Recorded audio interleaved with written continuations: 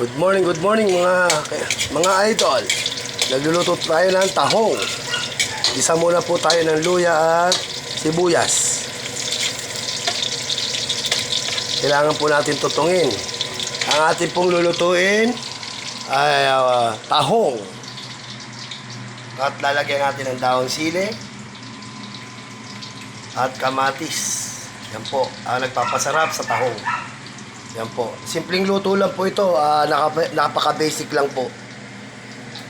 Ito po ang ating ulam. At nakalutunat po tayo ng ating kanin, rice cooker.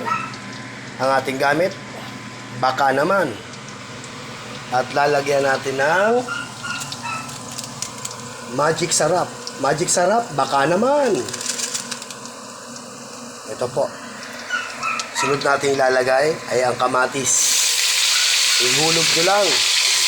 Yan po ang nagpapabango ng ating pagkain. Kamatis.